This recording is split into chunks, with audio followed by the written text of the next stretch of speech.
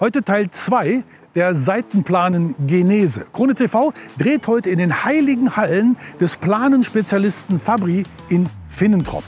Wir zeigen euch, wie eure Plane hergestellt und beschriftet bzw. bedruckt wird. Auf geht's!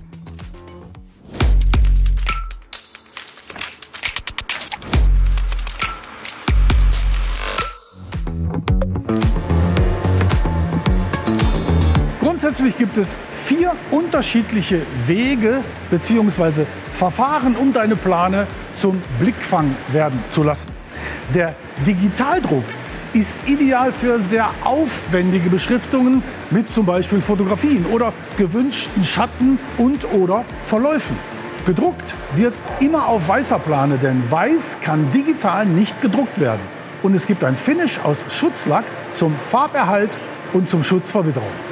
Der UV-Druck kann ebenfalls sehr detailreiche Motive, aber eben auf durchgefärbtem Planenstoff.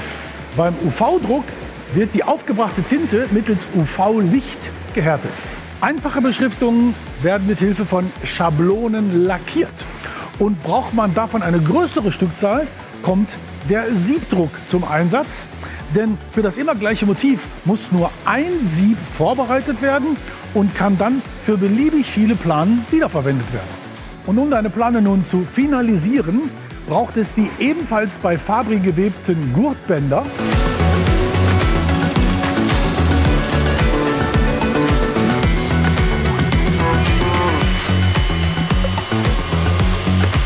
An deren oberen Ende die Planenroller verschweißt und genäht und am unteren Ende der Planenspanner verschraubt wird. Abschließend nur noch die gesetzlich vorgeschriebene Konturmarkierung und dann kann die fertige Rolle ab Richtung Produktion in Werte.